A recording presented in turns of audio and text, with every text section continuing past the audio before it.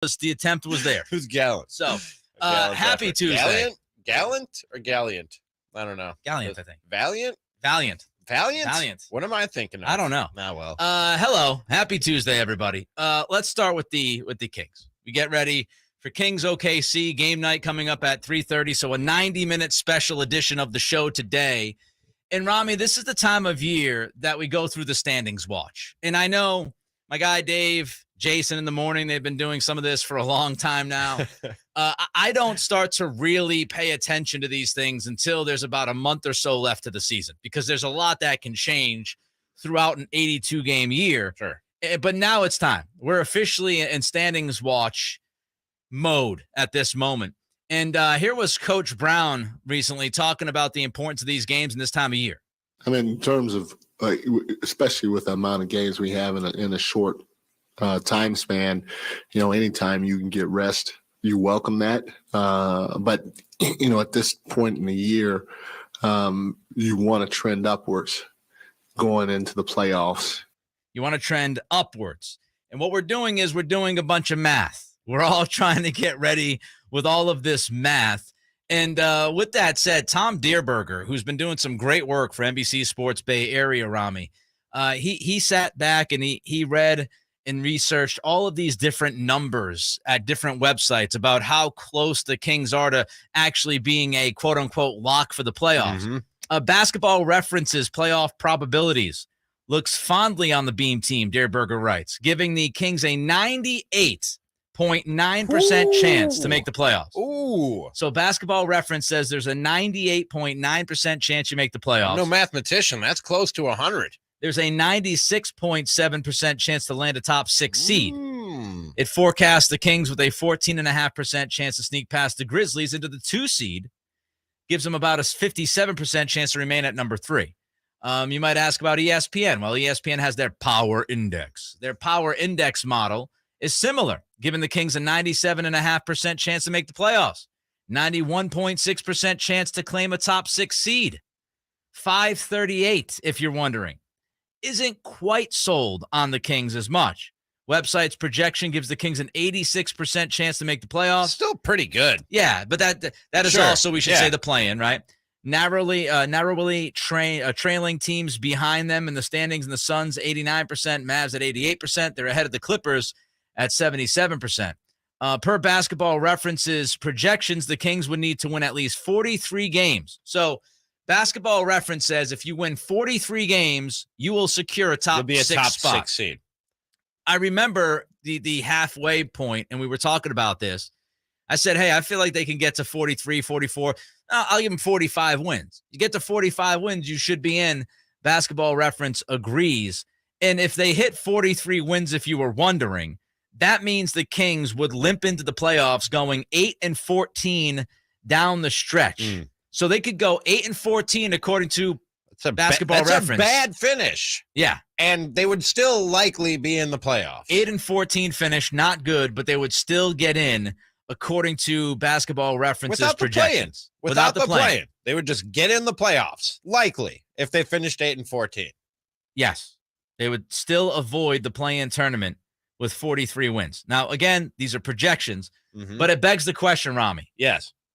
After all of those numbers I just gave you, after all of the optimism with the analytics and the projections, do you feel like this team is a lock? Yeah, they're a lock. I told you, was it the first game out of? Yeah, it was the first game out of the break against was it the Blazers? No, I don't remember which game. First game out of the break. It was Blazers. And De'Aaron Fox limped off the court. They scored like 6 points in the first 5.5 minutes. Yeah. And like King's trauma syndrome somehow was contagious and went from the JJs and the Simones of the world who've been waiting for the other shoe to drop, and somehow I caught it and I was like, oh, this is what Kings fans have been waiting for. But that was just a blip. That was just a brief moment of losing my sanity.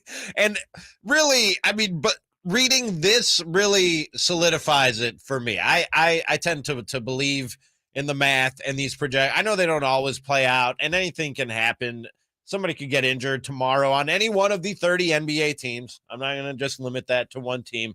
and be the guy who jinxed it. You know what I mean? Anybody on any team, look at the Lakers and LeBron James. They were just starting to feel good about themselves and their playoff chances, and their season effectively ended yesterday with the news of his foot injury. So anything can happen, but yeah, this is a playoff team, man. Yeah, I've been ready to jump in that pool, and now I'm 2 feet in, cannonball. I'm in that pool.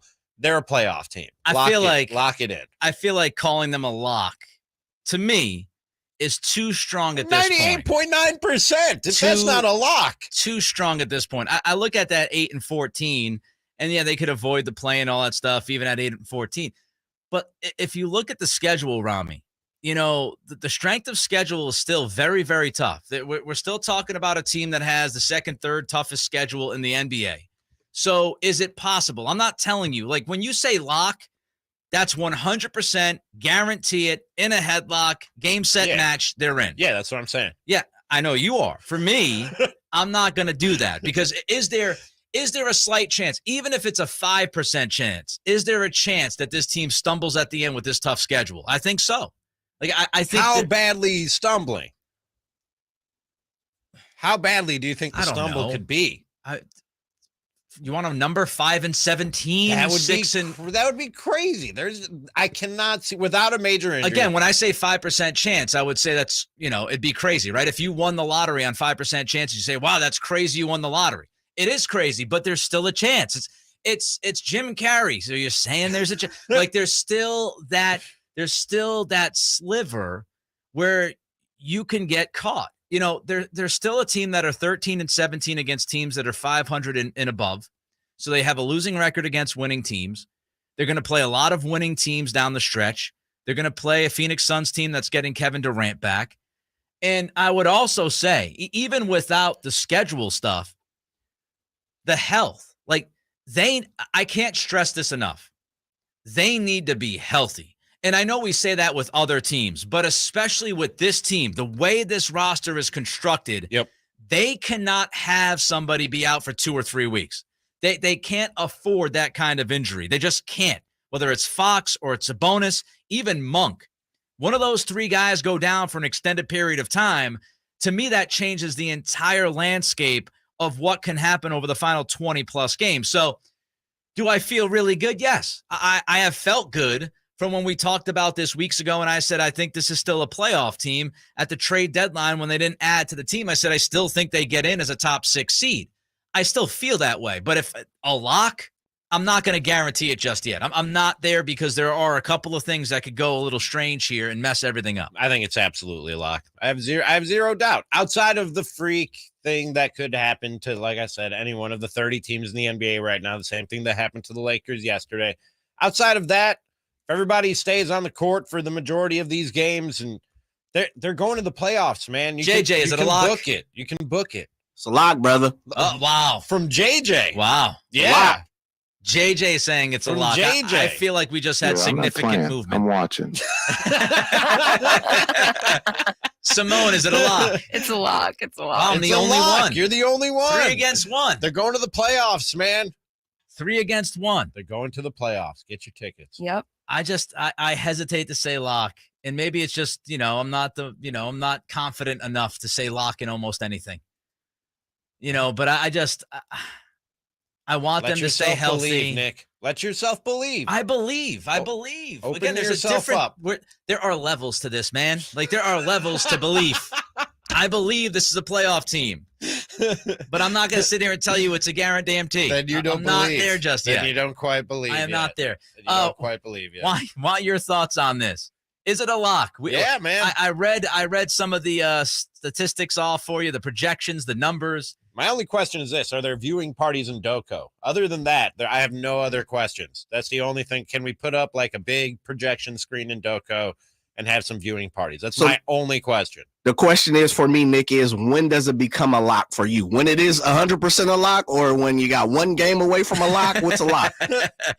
I feel like I'm about a week or 2 away, like maybe 2 weeks away from saying yes. Like, you get me to early mid-March and they're still winning and they're still healthy, then I'll get to that point. I'm still a couple of weeks away, but I want your thoughts. Again, I think I'm in the minority, judging by what's happening here. 3 out of 4 on the show say it's an absolute lock. The Kings are in. I want your thoughts. 916-339-1140 is the text line. The phone number is 1-800-920-1140. Don't forget, you can chat with us, youtube.com, Sactown Sports 1140. Give us the thumbs up, please. We appreciate all of your help. We'll get to your reaction. Also, Ramie's been in the lab, and he's going to attempt to give you. Oh, yeah. He's going to attempt to give you the Kings' magic number in about 90 seconds. Cattles and Ramie. Sactown Sports. Sactown Sports congratulates the G-Man Gary Gerald on 3,000 games.